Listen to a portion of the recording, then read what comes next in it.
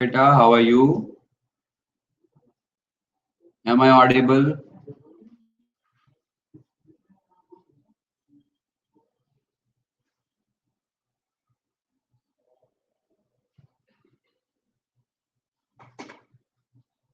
चलिए ठीक है।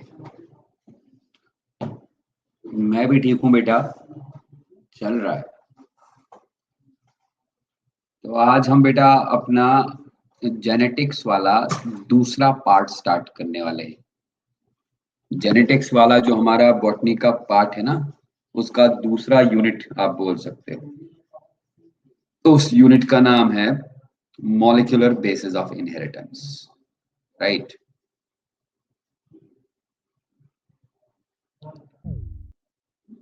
Molecular basis of inheritance.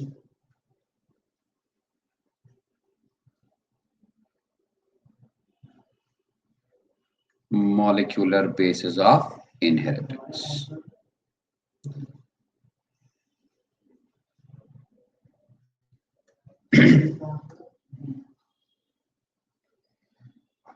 इस चैप्टर को हम स्टार्ट कैसे करेंगे बेटा? सबसे पहले हम यहाँ पर क्रोमोसोम के बारे में बताएंगे। हालांकि क्रोमोसोम हम 11th वाले पार्ट में पढ़ते हैं। 11th में एक चैप्टर है सेल बायोलॉजी करके, उसमें हम न्यूक्लियस और क्रोमोसोम पढ़ते हैं।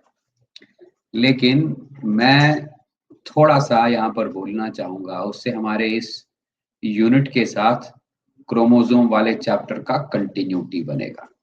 राइट? ठीक है ना जी? ओके। देखिए बेटा, न्यूक्लियस के अंदर क्रोमैटिन होता है ना? क्या है ये क्रोमैटिन? मान लीजिए ये क्रोमैटिन थ्रेड है। What is this chromatin? Chromatin thread. इस क्रोमैटिन थ्रेड को अगर हम बहुत अच्छे से माइक्रोस्कोप के अंदर देखेंगे तो हमको लगेगा इस क्रोमैटिन थ्रेड में बीच बीच में बीड्स लगे। इसमें बीडेड अपीयरेंस होगा। क्या होगा? Beaded appearance, like this. ठीक है।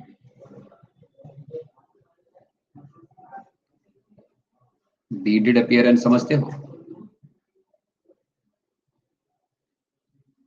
जैसे एक नेकलेस में छोटे छोटे दाने होते हैं ना, बीड्स, बिल्कुल उसी तरह। एक काम करेंगे, इस पार्ट को हम जूम करके दिखा देंगे। राइट?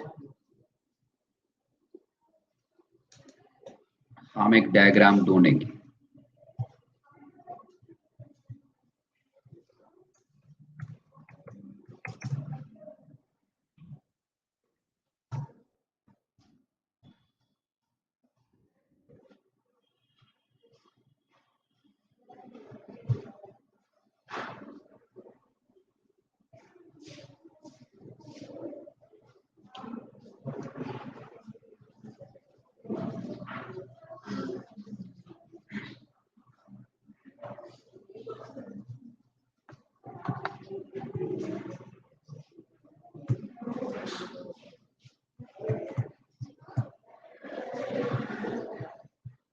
बस थोड़ा सा आप वेट करेंगे।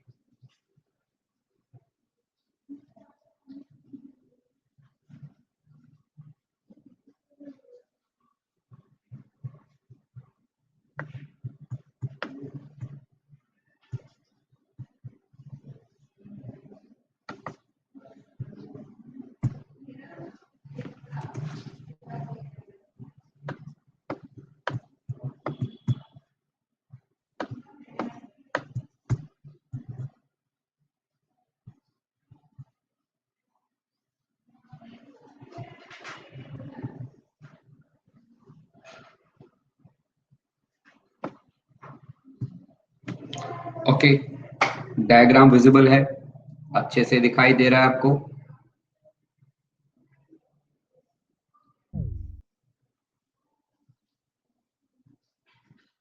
हाँ तनु बेटा, is this diagram visible to you?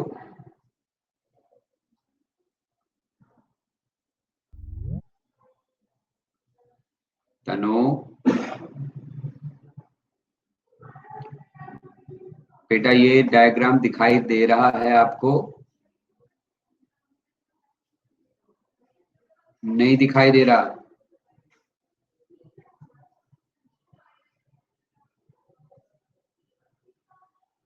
एक मिनट।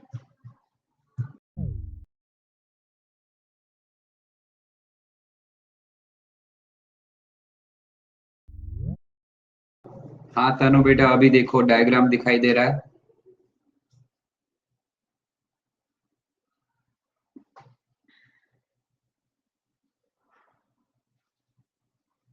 बेटा नहीं दिखाई दे रहा, एक मिनट।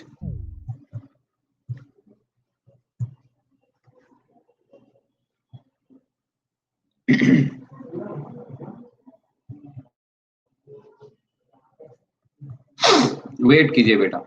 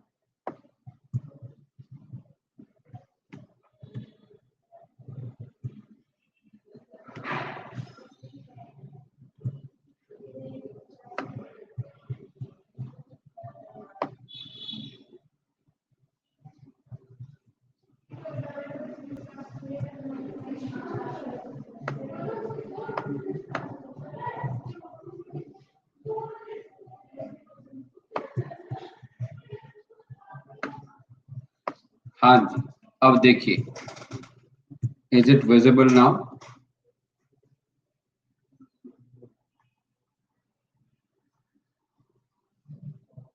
वापस चला गया? बेटा आपका नेटवर्क स्लो तो नहीं है? डायग्राम है तो बड़ा सा क्रोमैटिन का। एक मिनट मैं रिफ्रेश करता हूं, रुकिए।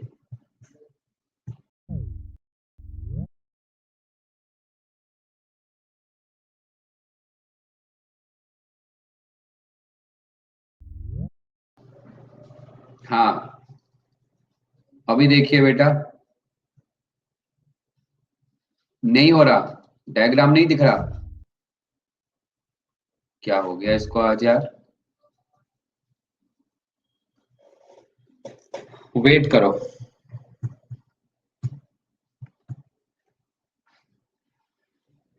अच्छा, अगर हम सेलेक्ट करते हैं तो आ रहा है? हाँ, अभी देखो, आ रहा है ना? डायग्राम दिखाई दे रहा है आपको? ओके, चलो फिर ठीक है, देखते रहो। तो हमने किया क्या, आपको यहां पर एक क्रोमैटिन थ्रेड का स्ट्रक्चर बता दिया। ये इसी क्रोमैटिन थ्रेड को हम जूम करके यहां दिखाते हैं, ध्यान से देखिएगा बेटा। ये जो चीज है जिसको मैं मार्क कर रहा हूं रेड वाले पेन से, ये ये है क्रोमैटिन थ्रेड। ये वाली क्रोमैटिन थ्रेड जिसको हमने जूम करके दिखाया हुआ है, this is the chromatin thread. समझ रहे हैं बात? आप ध्यान से देखिए इस क्रोमैटिन थ्रेड में क्या क्या है। मैंने पूरा आपको पहले से डायग्राम इसीलिए दिखाया। ये वाली जो चीज है, व्हाट इज दिस? डीएनए। आप देखिए यहां से यहां तक जो डीएनए है, इस डीएनए के साथ बाद में कुछ येलो कलर की चीजें ज्वाइन हो रही है, देख सकते हैं ना, दीज थिंग्स, ये येलो कलर के बॉल्स इस डीएनए के साथ जुड़े हुए हैं। इन येलो कलर के बॉल्स के साथ डीएनए रैप हुआ है। क्या है ये येलो कलर के balls? These are histone proteins. दिखाई दे रहा है हिस्टोन? हिस्टोन प्रोटीन्स, ठीक है। हिस्टोन प्रोटीन्स कितने हैं बेटा? आपको 4 दिखाई दे रहे हैं, बट एक्चुअली ये 8 होते हैं। ऐसे देखो, अगर ये एक हिस्टोन प्रोटीन, दूसरा, third one and fourth one, 4 है ना। इन 4 के ऊपर 4 और होते हैं, लाइक दिस।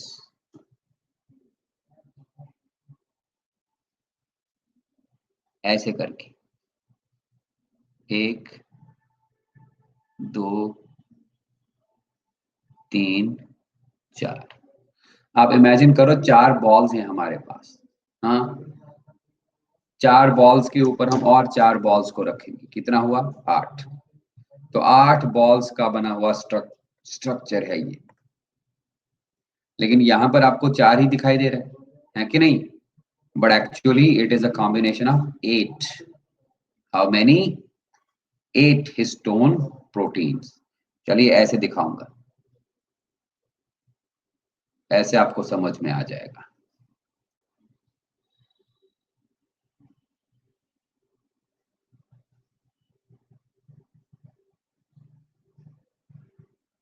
मान लीजिए बेटा ये 4 हिस्टोन प्रोटीन्स हैं।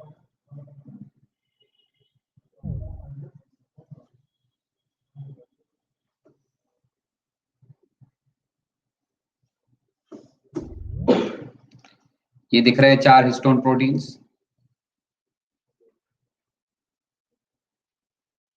ये दिखाई दे रहा है ना जो मैं ड्रॉ कर रहा हूं?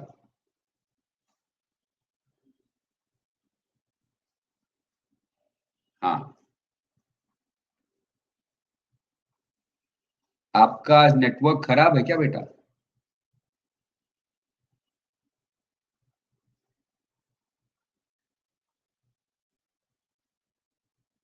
चलो कोई बात नहीं। अब दिखाओ कितने प्लेट्स हैं? ये 2। ये रहा 4 हिस्टोन्स और ऊपर और 4। 4 के ऊपर 4, 4 और 4 हो गए ना 8। इन चारों का अगर हम नाम लिखें, इस हिस्टोन प्रोटीन का नाम होता है H2A, इसका नाम होता है H2B, इसका नाम होगा H3 और इसका नाम होगा H4। तो मतलब अगर मैं लिखूं H2A मॉलिक्यूल्स होंगे 2,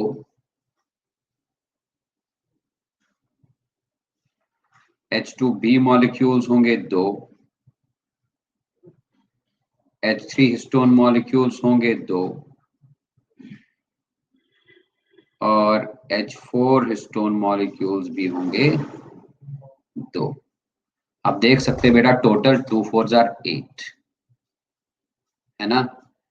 इस 8 हिस्टोन प्रोटीन मॉलिक्यूल वाले स्ट्रक्चर को हम बोलते हैं हिस्टोन ऑक्टामर। हिस्टोन ऑक्टामर, यही है ये हिस्टोन ऑक्टामर जो यहां पर येलो कलर से दिखाया गया है, दिस इस हिस्टोन ऑक्टामर के सराउंडिंग में अब देख रहे हो बेटा डीएनए रैप हुआ है। DNA is wrapped around this histone octamer. What is this? A wrapped DNA around histone octamer. ठीक है। इस पूरे स्ट्रक्चर को, कौन सा स्ट्रक्चर, ये पूरा का पूरा स्ट्रक्चर जिसमें हिस्टोन ऑक्टोमर होगा और हिस्टोन ऑक्टोमर के साथ रैप हुआ है डीएनए, इस पूरे स्ट्रक्चर को बेटा बोलते हैं न्यूक्लियोसोम। Very good, nucleosome. और यही न्यूक्लियोसोम्स हमको लाइट माइक्रोस्कोप के अंदर अगर देखेंगे तो हमको लगता है कि बीड्स हैं। So these beads are none other than what, they are nucleosomes. ठीक है। ये दो न्यूक्लियोसोम्स के बीच में जो डीएनए पार्ट आएगा ना, ये डीएनए, इस डीएनए को बेटा बोलते हैं linker DNA. Linker DNA.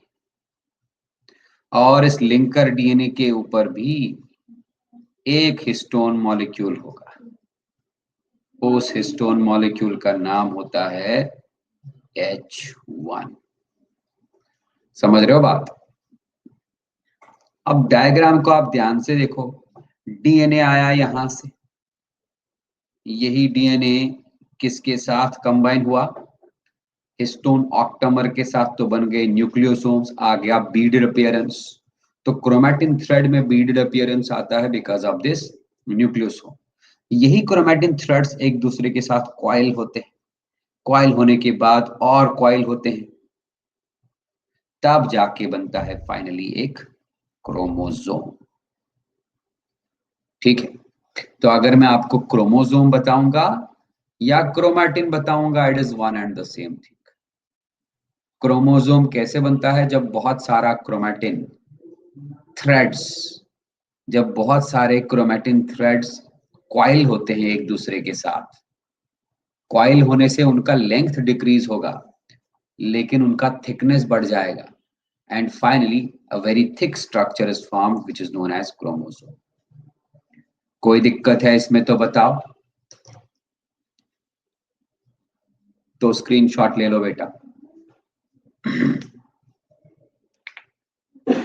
Okay.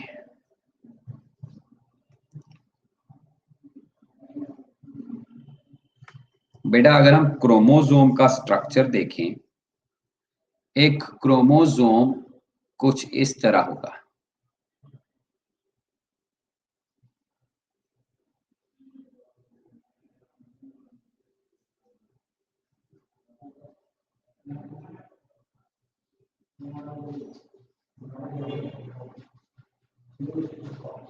देखिए, coiled structure, chromatin becomes coiled together, resulting in the form of formation of chromosome।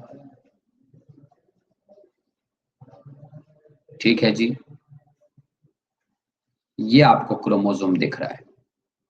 अब देख सकते हैं इस क्रोमोसोम में यहां पर एक कंस्ट्रक्शन है। कंस्ट्रक्शन समझते हैं ना, वहां पर हल्का सा पतला है ये क्रोमोसोम। इस कंस्ट्रक्शन को बेटा जी बोलते हैं प्राइमरी कंस्ट्रक्शन। Primary constriction. इस प्राइमरी कंस्ट्रक्शन पे दो चीजें होती है। क्या क्या चीजें? एक तो प्राइमरी कंस्ट्रक्शन पे आपको प्रोटीनेशियस प्लेट्स मिलेंगे। प्रोटीनेशियस प्लेट्स, बेटा उन प्रोटीनेशियस प्लेट्स को हम बोलते हैं काइनेटोकोर। Very good, kinetochores. ये देखिए, काइनेटोकोर्स। और इन्हीं काइनेटोकोर्स के साथ मिले हुए, जुड़े हुए मिलेंगे आपको क्रोमैटिन थ्रेड्स। इस पूरे स्ट्रक्चर को प्राइमरी कंस्ट्रक्शन में काइनेटोकोर है, प्लस दूसरा क्या है, chromatin fibers। This whole structure consisting of kinetochores and chromatin fibers is known as centromere।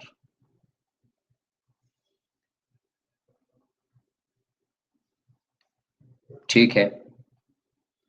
अब आप देख ही सकते हैं सेंट्रोमेयर के एक तरफ ये यहां से लेके यहां तक ये बना N arm of chromosome,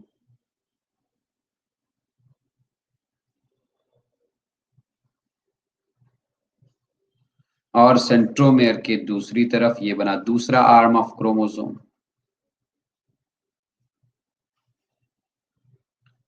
in arms का आप नाम भी रख सकते हो बेटा। ऊपर वाले आर्म को हम पी आर्म भी लिख सकते हैं और नीचे वाले आर्म को हम क्यू आर्म लिख सकते हैं। ये आर्म्स इक्वल लेंथ के भी हो सकते हैं, अनइक्वल लेंथ के भी हो सकते हैं, ये हम थोड़ी देर में देखेंगे। ठीक है। अच्छा जी, किसी किसी क्रोमोसोम में बेटा प्राइमरी कंस्ट्रिक्शन के अलावा एक और कंस्ट्रिक्शन होती है, लाइक दिस।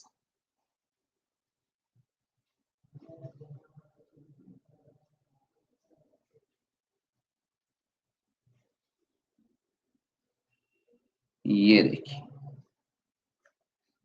इस कंस्ट्रिक्शन को हम सेकेंडरी कंस्ट्रिक्शन बोलते हैं।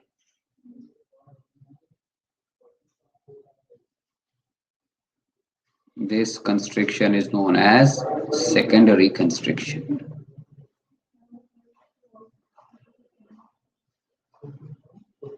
Secondary constriction.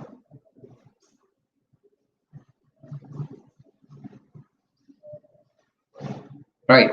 Secondary constriction के बाद वाला जो हिस्सा बचा, this is known as satellite. लेकिन ये सब सारे क्रोमोसोम्स में नहीं होता, कुछ कुछ क्रोमोसोम्स में होता है। Those chromosomes in which secondary constriction and satellite part is found, those chromosomes are known as sat chromosomes. ठीक है। One more point to be noted here.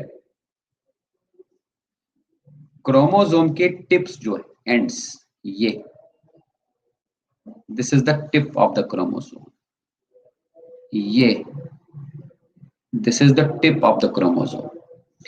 Tips of the chromosomes are known as टीलोमेयर्स।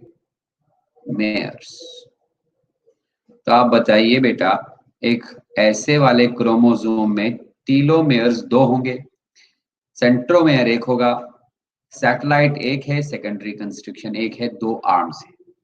ठीक है जी। One more thing,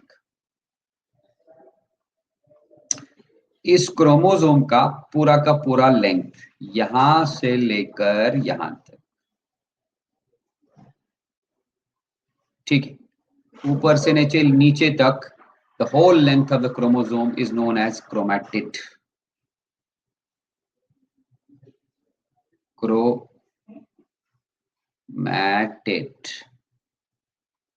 ठीक है। तो इस chromosome में फिलहाल कितना क्रोमैटिड है? एक क्रोमैटिड है। बट जब सेल्स का डिवीजन होता है, माइटोटिक डिवीजन,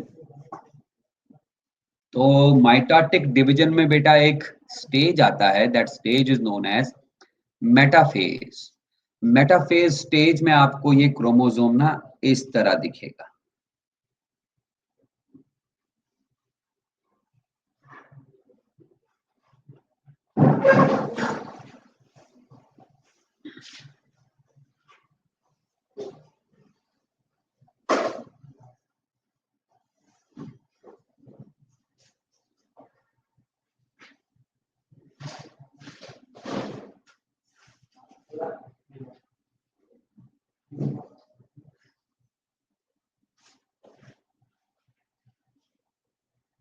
ये देखिए, this is the metaphase chromosome.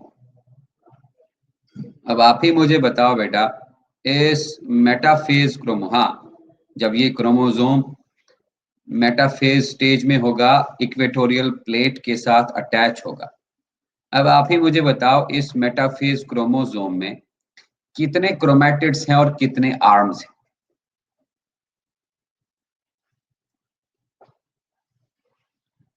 How many chromatids are there in this metaphase chromosome?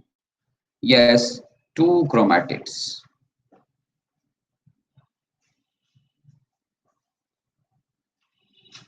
Plus four arms. टीलोमेयर्स कितने हैं?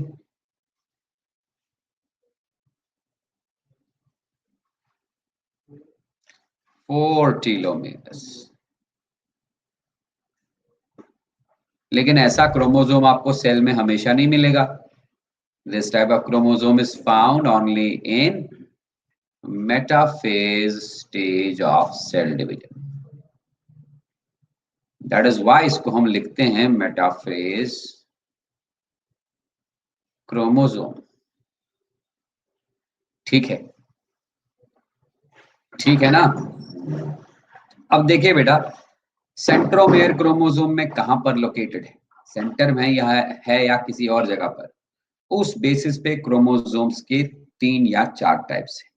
सबसे पहला टाइप ऐसा सेंट्रोमेयर, सेंट्रोमेयर क्रोमोसोम के टॉप पे है। मतलब आप ये बोल सकते हो कि यहाँ पर एक ही आर्म है क्रोमोसोम में। ऐसे वाले क्रोमोसोम को हम बोलते हैं क्या, टीलोसेंट्रिक क्रोमोसोम। Very good. अगर क्रोमोसोम कुछ इस तरह है,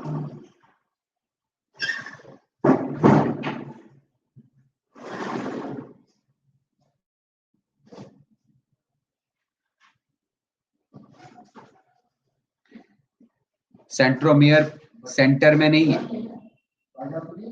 फिर कहां पर, सेंट्रोमियर टॉप पे भी नहीं है, टॉप से थोड़ा नीचे, ऐसे वाले क्रोमोसोम को अपन एक्रोसेंट्रिक क्रोमोसोम बोलेंगे।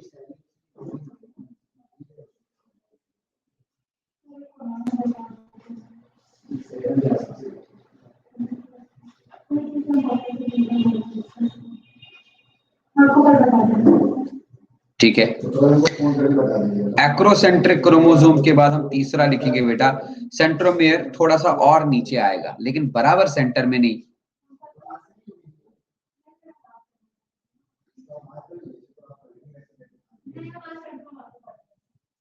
इस वाले क्रोमोसोम को सब मेटासेंट्रिक बोलेंगे। एंड फाइनली ऐसा वाला क्रोमोसोम जिसमें सेंट्रोमेयर बराबर सेंटर में होगा और आर्म्स का लेंथ इक्वल होगा, ऐसे वाले क्रोमोसोम को हम मेटासेंट्रिक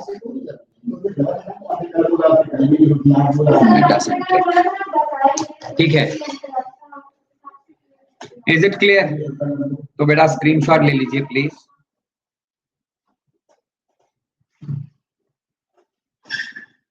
एक मिनट में पानी पीते हैं।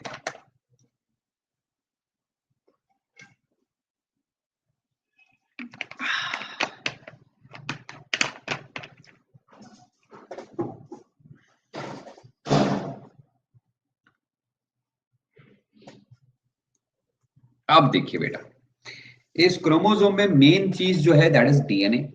आपको डीएनए का स्ट्रक्चर आता है? Do you know the structure of DNA? आता है ना? थोड़ा सा रिवाइज कर लें। ठीक है, तो डीएनए क्या है? DNA is a polymer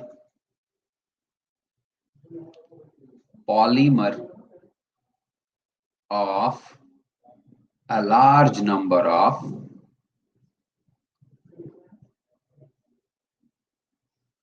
nucleotides. Large number of nucleotides. DNA क्या है? Polymer of large number of nucleotides. Polymer तो आप जानते ही, एक मैक्रोमोलिक्यूल जो बहुत सारे छोटे छोटे रिपीटिंग यूनिट से बना है, उन रिपीटिंग यूनिट्स को हम न्यूक्लियोटाइड्स बोलते हैं, राइट। लेकिन आपको ध्यान रखना पड़ेगा, न्यूक्लियोटाइड्स बेटा 2 टाइप के होते हैं, राइबोन्यूक्लियोटाइड्स एंड डीऑक्सीराइबोन्यूक्लियोटाइड्स। डीएनए में राइबोन्यूक्लियोटाइड्स नहीं होंगे, डीएनए में होंगे डीऑक्सीराइबोन्यूक्लियोटाइड्स।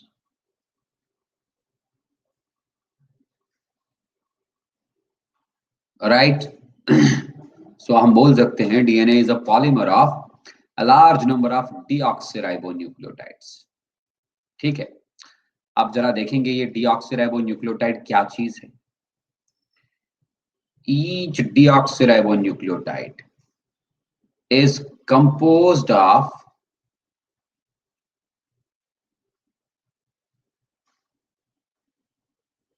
3 पार्ट्स।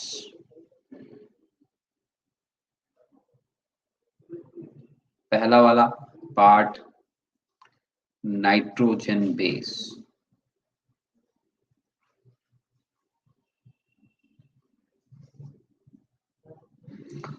दूसरा वाला part deoxyribose sugar,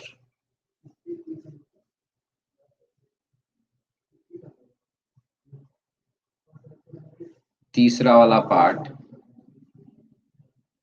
inorganic phosphate. ये तीन चीजें मिलने से एक डीऑक्सीराइबो न्यूक्लियोटाइड बनता है। अगर हम बेटा डीऑक्सीराइबोज शुगर की बात करें तो डीऑक्सीराइबोज शुगर एक पेंटोज शुगर है। पेंटोज शुगर का मतलब है ऐसा शुगर जिसमें 5 कार्बन हो। कितने? 5 कार्बन, लाइक दिस।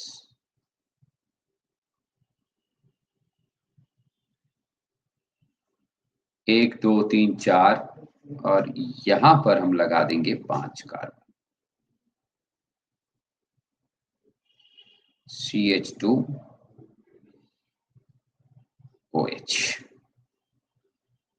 ठीक है, यहां पर HOH, HH,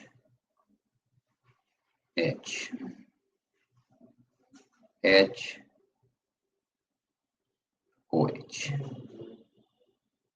H।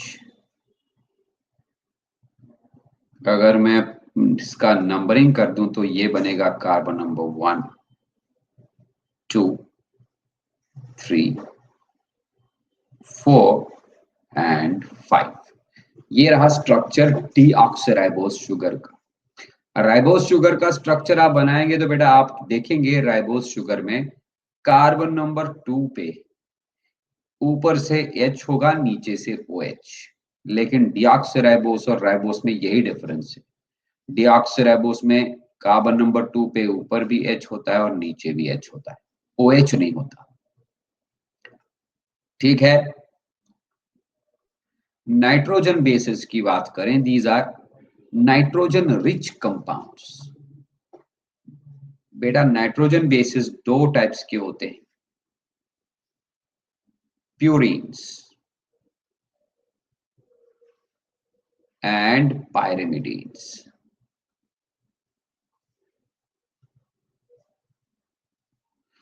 Purines heterocyclic double ring compounds होते हैं। हेटेरोसाइक्लिक मतलब दो रिंग्स हैं, दो एरोमेटिक रिंग्स हैं, लेकिन वो एरोमेटिक रिंग्स एक दूसरे के जैसे नहीं है, डिफरेंट है। एक हेक्सागोनल रिंग है, दूसरी पेंटागोनल रिंग है। Pyrimidines single ring aromatic compounds, right. तो प्यूरिन्स बेटा दो है, कौन कौन सा? Adenine and guanine. याद रखें प्यूरिन्स क्या हैं?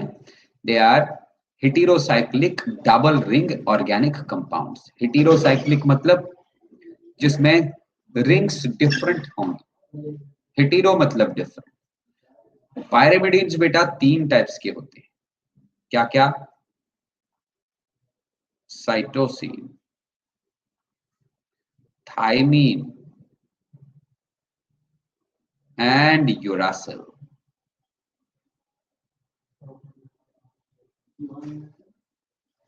ठीक है, अब देखिए इसमें ये वाली जो यूरासिल वाली नाइट्रोजन बेस है, यूरासिल वाली पायरिमिडीन है, it is found only in RNA। RNA में थाइमीन नहीं होता, थाइमीन के बदले यूरासिल होता है। Thymine not found in RNA।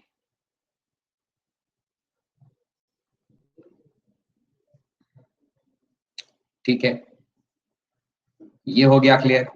तीसरा पार्ट अगर हम देखें, inorganic phosphate. Actually phosphoric acid का फॉर्मूला अगर हम बताएं तो that is H3 PO4 H3PO4। इस H3PO4 का अगर स्ट्रक्चर लिखेंगे हम तो कुछ इस तरह लिखेंगे।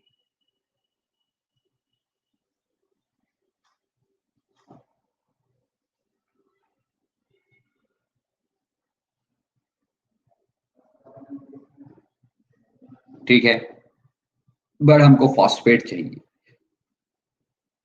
फॉस्फेट हमको चाहिए तो क्या करेंगे, ध्यान से देखिए, ये तीनों H बाहर निकाल देंगे तो बचेगा हमारे पास PO minus O minus O minus. ये है फॉस्फेट। यही फॉस्फेट राइबोस न्यूक्लियोटाइड में भी होगा, डीऑक्सराइबोस न्यूक्लियोटाइड में भी होगा, राइट। इन तीन चीजों से हमारा न्यूक्लियोटाइड, जनरल न्यूक्लियोटाइड का स्ट्रक्चर बनेगा। अगर इसमें कोई डाउट है तो बताओ, नहीं तो स्क्रीनशॉट लेके डन मार दो।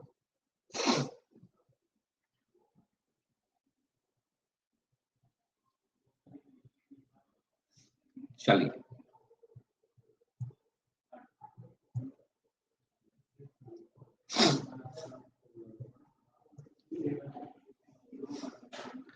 जरा हम देखें ये न्यूक्लियोटाइड बनता कैसे है ना। तो सबसे पहले क्या करेंगे हम, सबसे पहले हम एक शुगर को ले लेंगे।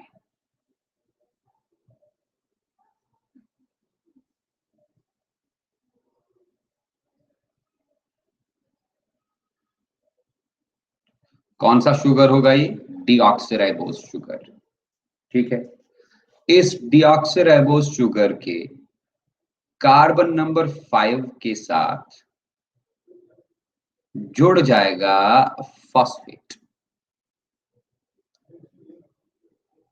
एक मिनट, थोड़ा नीचे लिखेंगे इसको।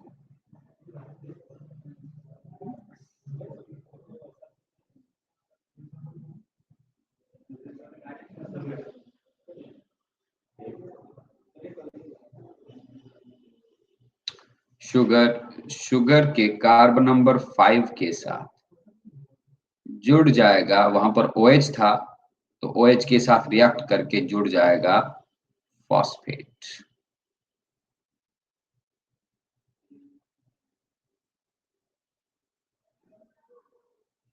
ठीक है जी, तो ये था कार्बन नंबर 5। और इसी शुगर के कार्बन नंबर 1 के साथ, कार्बन नंबर 1 के साथ जुड़ जाएगा, आपको याद ही होगा कार्बन नंबर 1 पे एक साइड से H था, दूसरे साइड से OH, तो 1 के साथ जुड़ जाएगा कोई नाइट्रोजन बेस। चलिए मान लेते हैं ये नाइट्रोजन बेस एडेनिन है।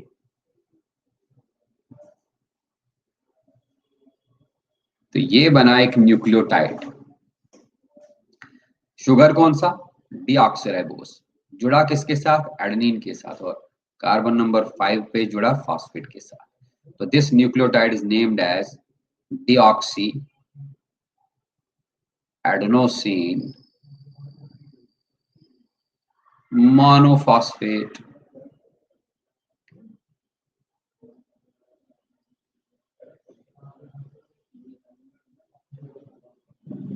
शॉर्ट में हम लिखेंगे DAMP, right.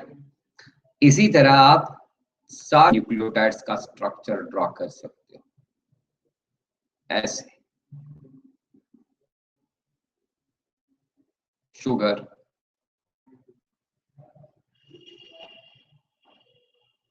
CH2, O, P double bond O, O, O।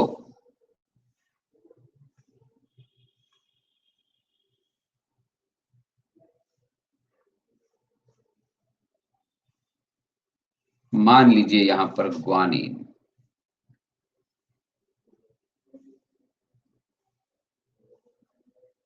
ठीक है, अगेन कार्बन नंबर 5, राइट। तो इसका नाम हम रखेंगे deoxy guanosine monophosphate.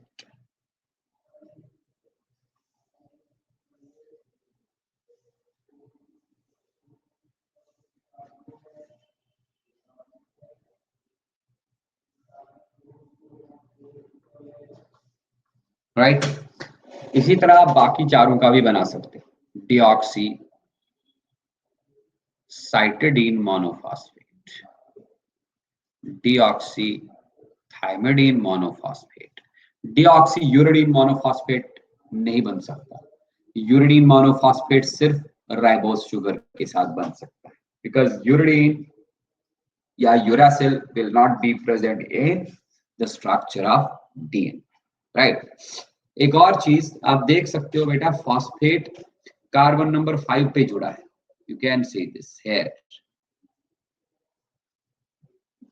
That is why इसको हम लिख सकते हैं डिऑक्सी एडेनोसिन 5 प्राइम मोनोफॉस्फेट, ऐसे करके D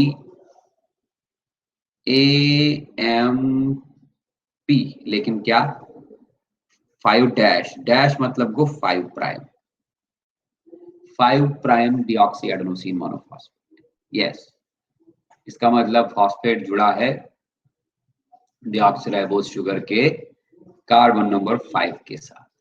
Same is the case with this deoxyguanosine monophosphate, deoxycytidine monophosphate and deoxythymidine monophosphate. ठीक है,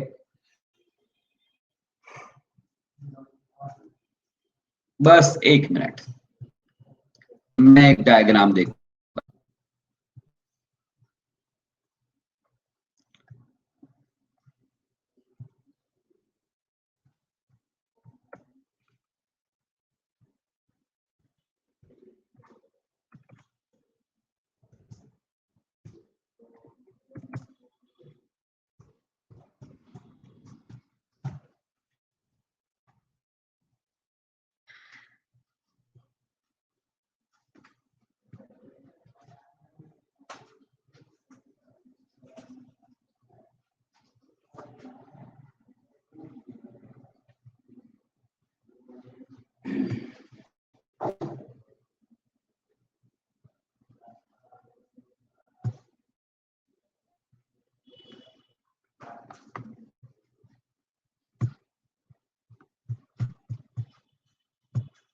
हाँ बेटा, इसका आप स्क्रीनशॉट ले लीजिए।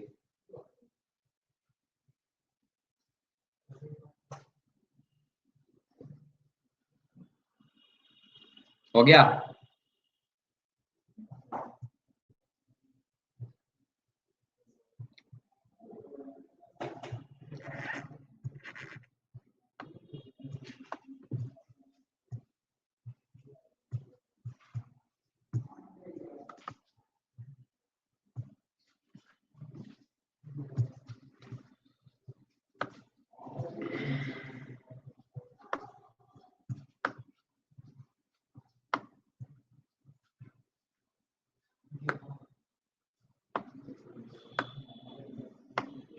हाँ बताओ, डायग्राम कैसा है, दिखाई दे रहा है?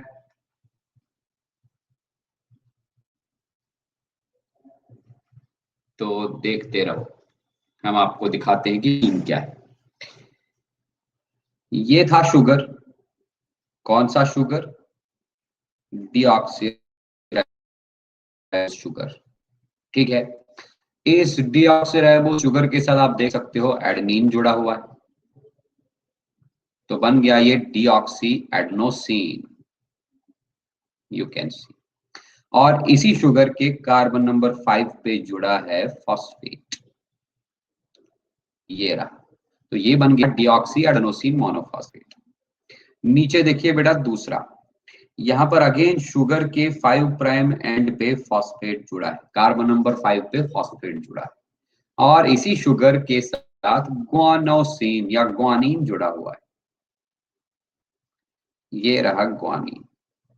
अब ये वाला न्यूक्लियोटाइड नीचे वाला और ऊपर वाले न्यूक्लियोटाइड के साथ जुड़ेगा कैसे? Please have a look.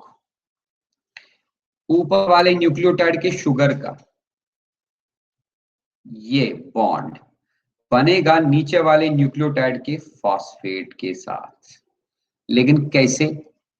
तो ये वाला शुगर जो है ना ऊपर वाला, चलो इसको हम फर्स्ट नाम रखेंगे। फर्स्ट फर्स्ट वाले शुगर का कार्बन नंबर थर्ड और सेकंड वाले शुगर के फॉस्फेट का OH ग्रुप बॉन्ड बनाएगा। क्या मैंने लिखा ऊपर OH group, yes, OH group of sugar at carbon number 3 reacts with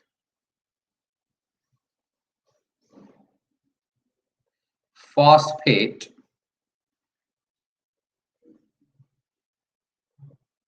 group of carbon number 5 of another nucleotide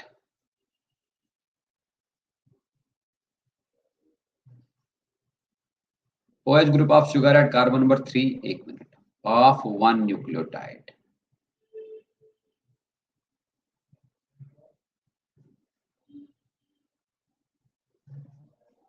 Reacts with the phosphate group of C5 of another nucleotide to form a bond. ये bond बना बेटा, ये bond, ये bond. आप बता सकते हो बेटा इन बॉन्ड्स को क्या बोलते हैं?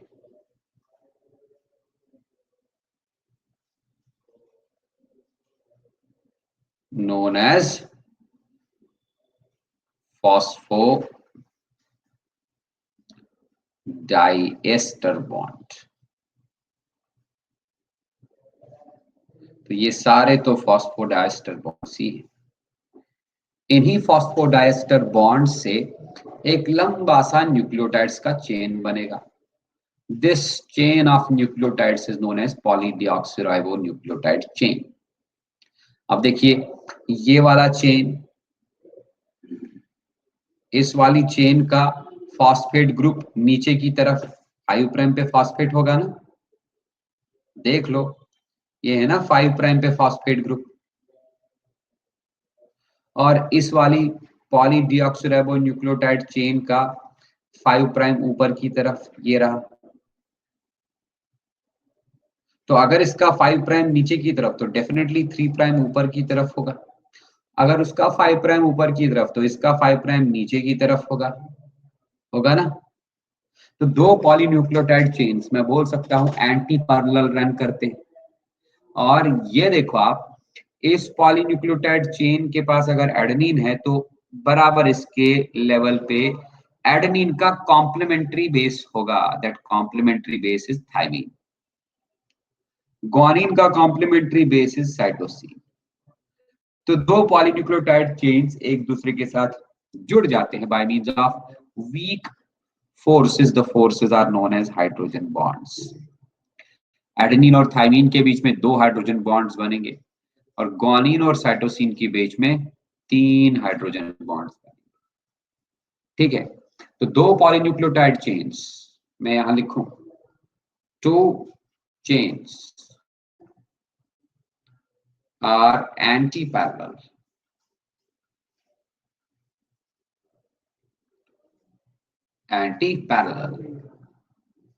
and are complementary हैं ये एक दूसरे की। कॉम्प्लीमेंट्री मगर मतलब एडेनिन का कॉम्प्लीमेंट थायमीन और ग्वानिन का complement cytosine and are complementary. Two chains are anti-parallel and complementary and are attached to each other by hydrogen bonds. Adenine और थायमीन के बीच में 2 हाइड्रोजन बॉन्ड्स, ग्वानिन और साइटोसिन के बीच में 3 हाइड्रोजन बॉन्ड्स। बेटा समझ आई?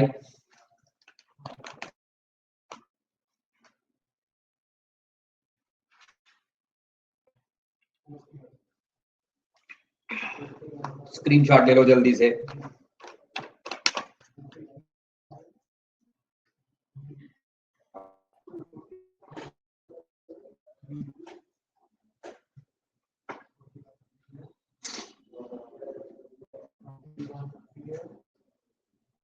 हो गया ना? एक मिनट बेटा।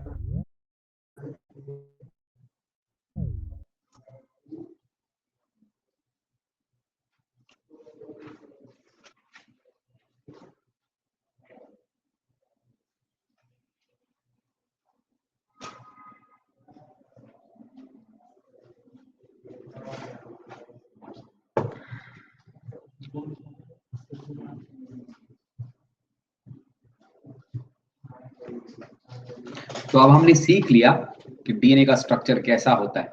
और हाँ, डीएनए का स्ट्रक्चर, डबल हेलिकल स्ट्रक्चर पहली बार वॉटसन और क्रिक ने एक्सप्लेन किया था।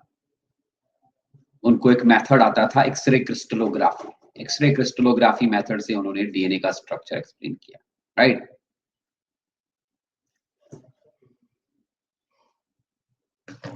वो भी दिखाता हूं, रुको।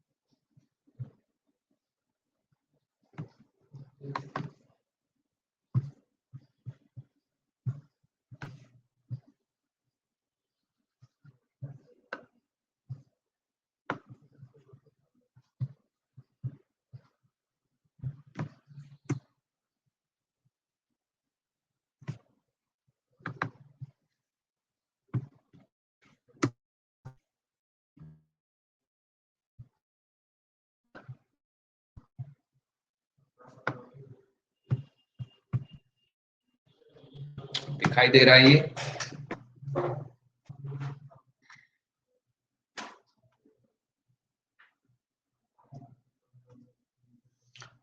ये क्या है? ये this is Watson Crick model of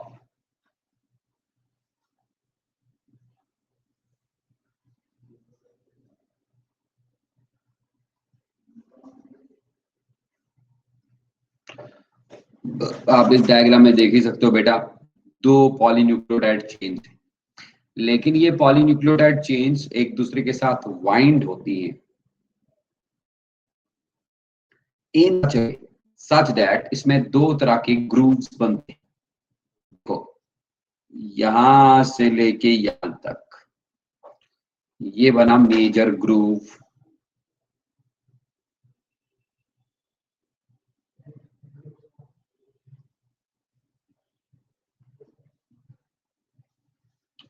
यहां से लेके यहां तक ये बना माइनर ग्रूव,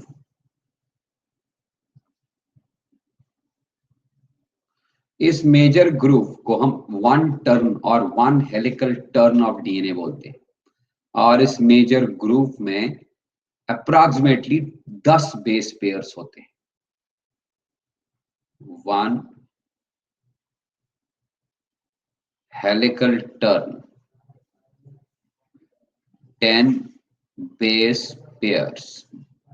बेस पेयर का मतलब है अगर यहां पर ग्वानिन, ये ग्वानिन शुगर के साथ ज्वाइन है और शुगर फॉस्फेट के साथ, तो इसके बराबर यहाँ कॉम्प्लीमेंट होगा इसका साइटोसिन, साइटोसिन शुगर के साथ और शुगर फॉस्फेट के साथ, तब जाके बनेगा एक बेस पेयर या न्यूक्लियोटाइड पेयर।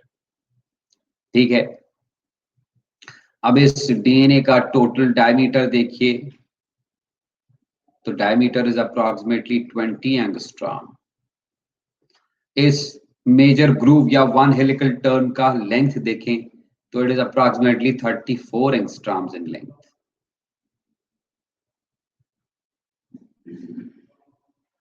ठीक है, दो बेस पेयर्स के बीच का डिस्टेंस देखें। दो बेस पेयर्स का डिस्टेंस है 3.4 एंगस्ट्रॉम, मतलब यहां से लेके यहां तक का डिस्टेंस।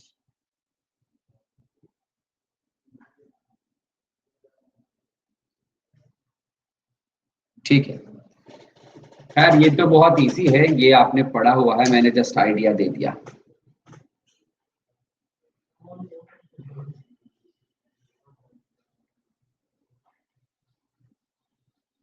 थर्टी फोर नैनोमीटर है कि एंगस्ट्रॉम, जो भी है। अच्छा, एंगस्ट्रॉम बड़ा होता है कि नैनोमीटर? 34 एंगस्ट्रॉम ही होगा, 3.4 nanometre. 1 angstrom is equal to 10 power minus 10 metre.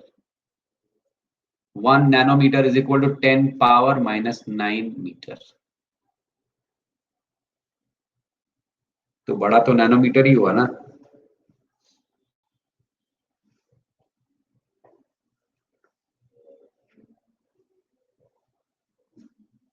नहीं जी, 0.34 नहीं होगा बेटा, 34 ही होगा।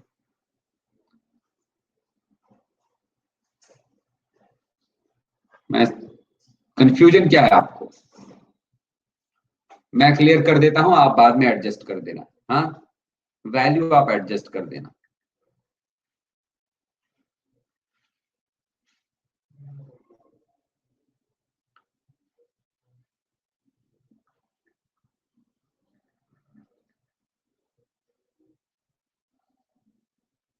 One angstrom is equal to 10 raised power minus 10 metre.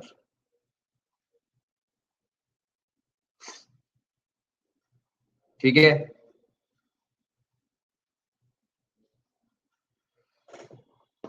And 1 nanometre is equal to 10 raised power minus 9 metre.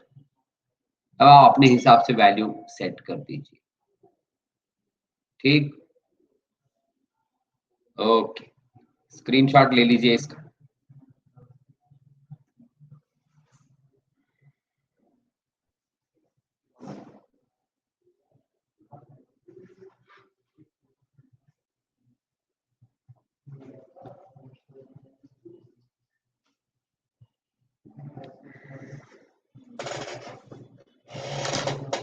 बस मैं एक डायग्राम ढूंढ रहा हूं, रुकिए।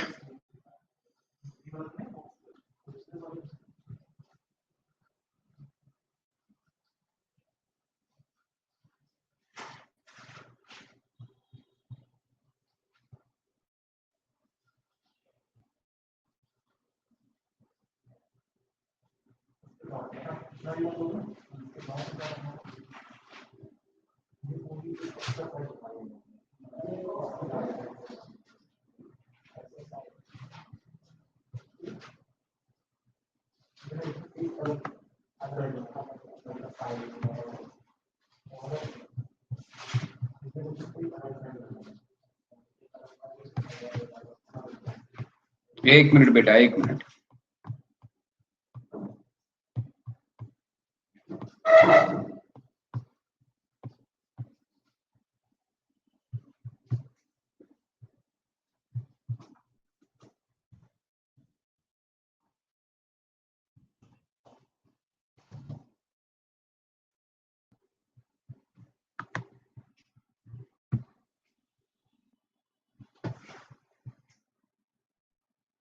इसके बाद एक और है।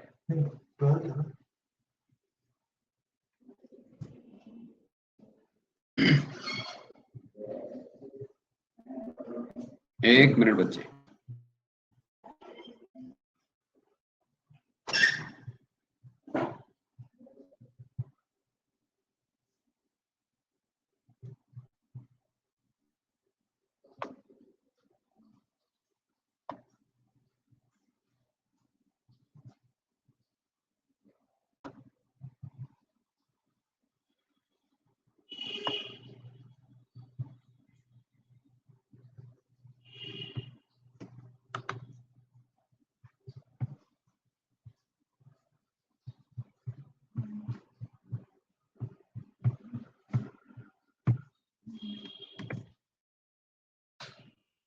इमेज नहीं आ रहा ना?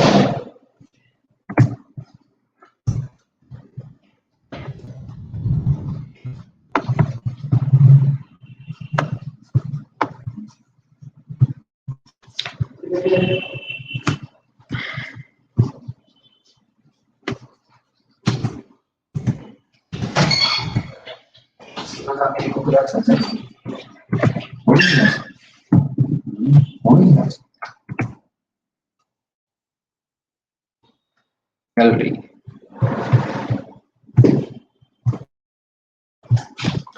हाँ, ये दिखाई दे रहा है? Tell me. ग्रिफिथ्स। हाँ, हमारा टॉपिक है search for the genetic material, right?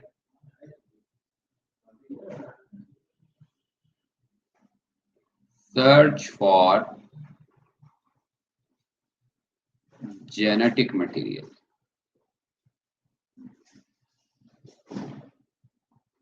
ठीक है, डीएनए हमने पढ़ लिया, डीएनए का स्ट्रक्चर हमको आता है, लेकिन हमको कब पता चला डीएनए एक जेनेटिक मटेरियल है?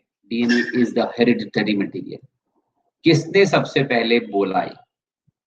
क्योंकि लोग तो सोच डिसाइड कर ही रहे थे ना, लोग सोच ही रहे थे।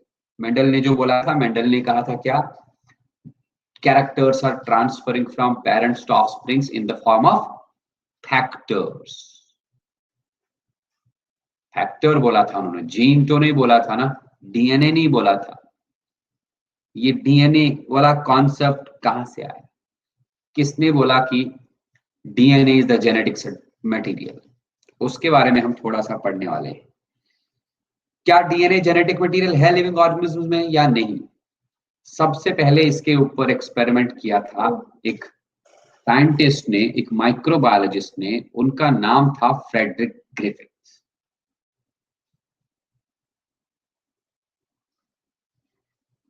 Frederick Griffith. फ्रेडरिक ग्रिफिथ ने बेटा देखा कि एक बैक्टीरियम है, उस बैक्टीरियम का नाम है डिप्लोकोकस निमोनी।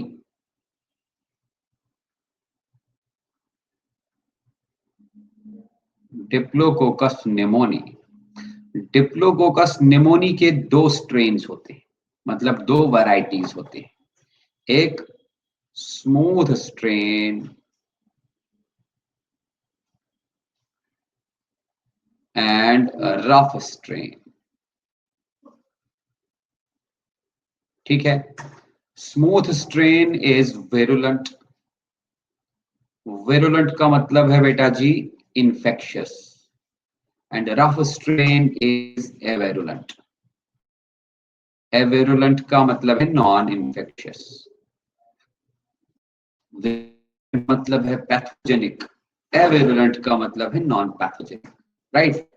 अब आप यहां देख सकते हैं क्या live S strain, S strain बोले तो स्मूथ स्ट्रेन, जिंदा जिन वेरुलेंट या स्मूथ स्ट्रेन्स ऑफ डिप्लोकोकस को माउस के इंजेक्ट किया एंड माउस डाइट। इसलिए इनसे तो होना ही था। फिर दूसरा एक्सपेरिमेंट किया इन्होंने, रफ स्ट्रेन्स जो कि नॉन वेरुलेंट होते हैं, एवेरुलेंट होते हैं, उनको जिंदा माउस के अंदर इंजेक्ट किया तो माउस सरवाइव किया, इट लिव्स। ऐसे इनको पता चला कि जो रफ स्ट्रेन्स होते हैं वो they are non virulent, and जो स्मूथ स्ट्रेन्स होते हैं दे आर वेरुलेंट। अब क्या किया, डेड स्मूथ स्ट्रेन वाले जो हैं वेरुलेंट वाले, उनको मार दिया, हीट से मार दिया, हीट किल्ड, और उनको इंजेक्ट किया माउस के अंदर। तो इन्होंने देखा माउस जिंदा रहा और सरवाइव किया।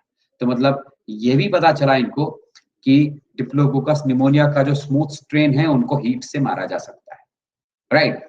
एंड फाइनली इन्होंने मेन एक्सपेरिमेंट किया, इन्होंने मरे हुए dead smooth strains of Diplococcus pneumoniae को मिक्स किया जिंदा rough strains of Diplococcus pneumoniae के साथ, दोनों को मिक्स किया और इस मिक्सचर को, पूरे के पूरे मिक्सचर को डाल दिया, इंजेक्ट कर दिया माउस के अंदर। तो होना क्या चाहिए था, लॉजिकली होना चाहिए था माउस को सरवाइव करना चाहिए था, क्योंकि जिसकी वजह से निमोनिया होता था वो तो मरा हुआ है ना।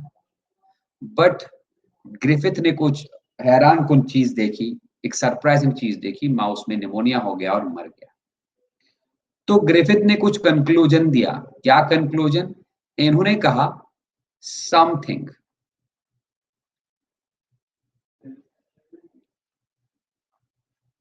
समथिंग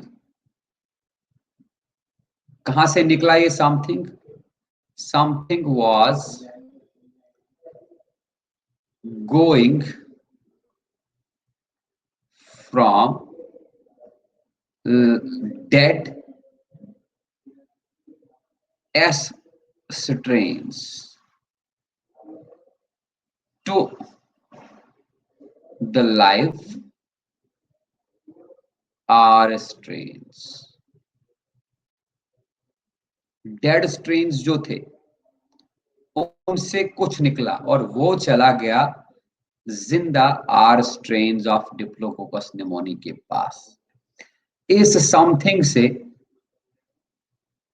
ये जो समथिंग था, इस समथिंग से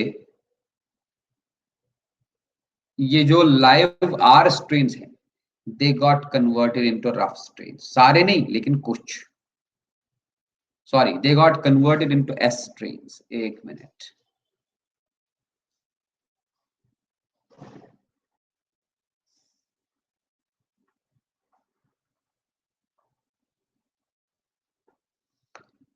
ये कन्वर्ट हो गए इनटू एस स्ट्रेन्स। मैं लिखूंगा सम, कुछ आर स्ट्रेन्स कन्वर्ट हो गए इनटू एस स्ट्रेन्स, और इन्हीं एस स्ट्रेन्स की वजह से माउस में निमोनिया हुआ और माउस मर गया। ठीक है, लेकिन ये समथिंग को डिस्कवर नहीं कर पाया कि ये समथिंग था। Griffith was unable to discover this something. क्या चीज निकली? हीट किल्ड डिप्लोकोकस निमोनी से, स्मूथ स्ट्रेन से, और कुछ कुछ रफ स्ट्रेन्स को कन्वर्ट कर दिया इनटू स्मूथ स्ट्रेन्स। ये इसको पता नहीं चल पाया। ठीक है, स्क्रीनशॉट ले लीजिए।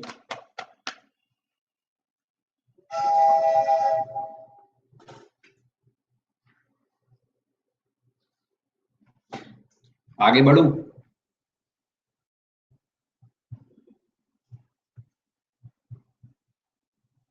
अब देखिए,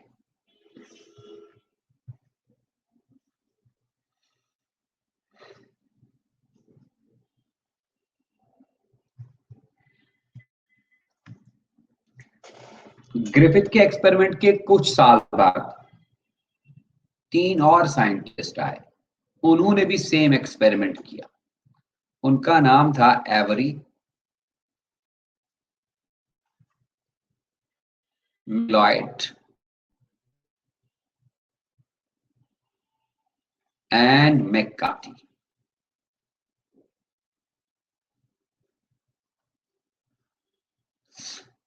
They performed the same experiments and got the same results.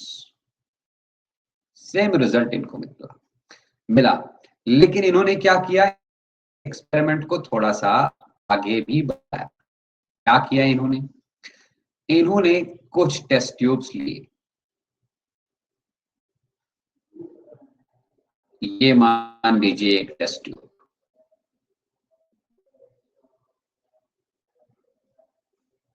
दूसरा टेस्ट ट्यूब,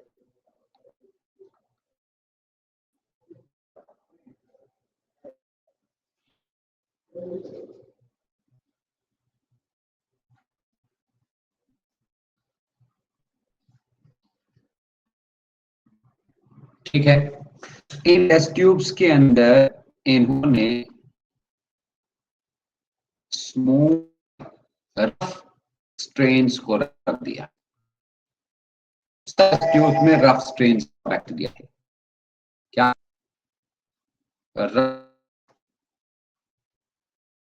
strains of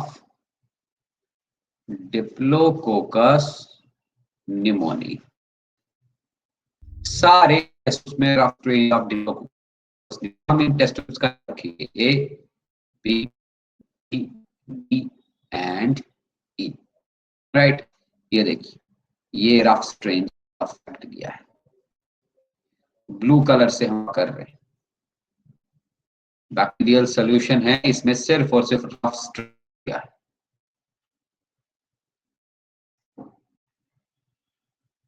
ठीक है, अब क्या किया, अब किया स्मूथ बैक्टीरिया का फ्रैक्शनेशन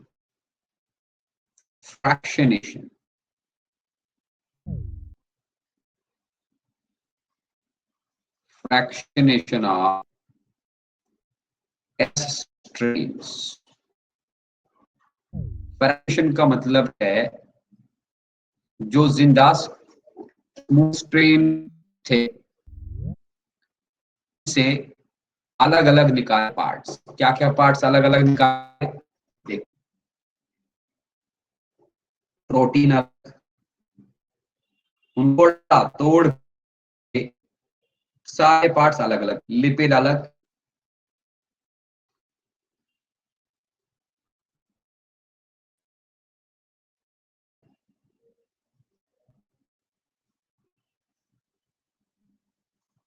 डीएनए एंड आर। अब क्या, मान पहले वाले टेस्ट ट्यूब में डाल दिया प्रोटीन, जो एस स्ट्रेन से प्रोटीन निकाला उसको पहले वाले टेस्ट ट्यूब में डाल दिया, दूसरे वाले टेस्ट ट्यूब में डाल दिया, तीसरे वाले टेस्ट ट्यूब में डाल दिया चलिए सपोज चौथे वाले टेस्ट ट्यूब में डाल दिया लिपिड, और सपोज पांचवें वाले टेस्ट ट्यूब में डाल दिया कार्बोहाइड्रेट। इन्होंने देखा कुछ टाइम के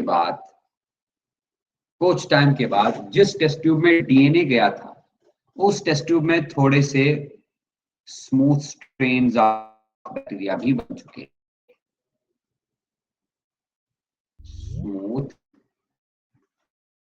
स्ट्रेन्स मतलब जो उसमें रफ स्ट्रेन्स ऑफ बैक्टीरिया थे उनमें से कुछ कन्वर्ट हो गए इनटू स्मूथ स्ट्रेन्स।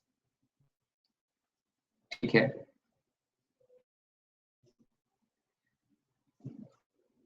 तो ये कंफर्म हो गया कि जो रफ स्ट्रेन ऑफ बैक्टीरिया हैं they if take the foreign DNA, अगर वो फॉरेन डीएनए ले लेंगे तो वो उनमें कुछ नया फीचर, जैसे कि यहाँ पर टेस्ट ट्यूब सी में सिर्फ रफ बैक्टीरिया थे, उन रफ बैक्टीरिया ने बाहर वाला डीएनए अंदर लिया।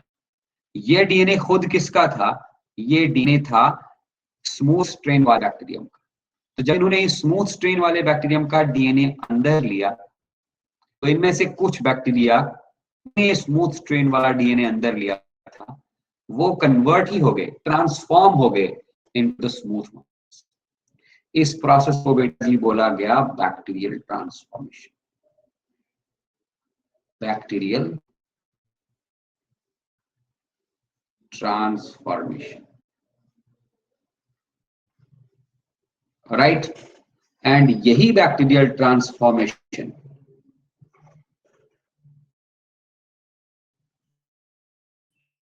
told us bacteria possess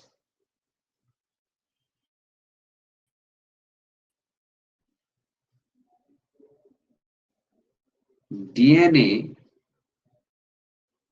as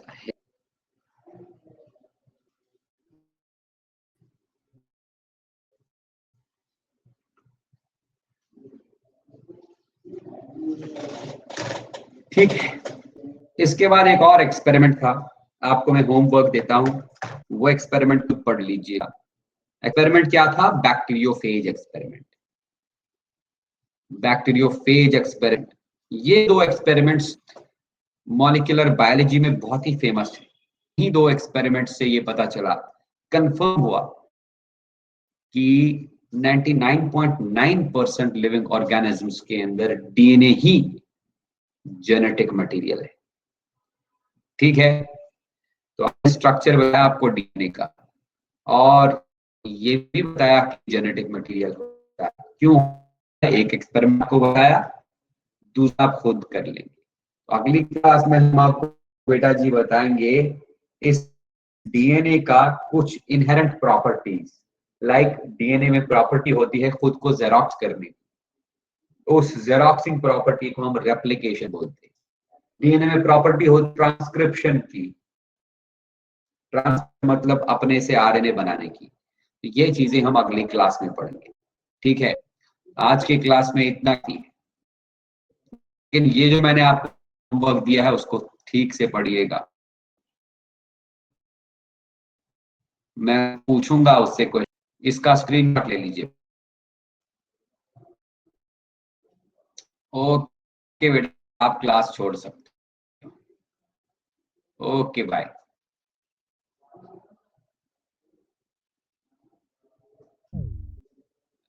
एकदम एकदम, चलो थैंक यू।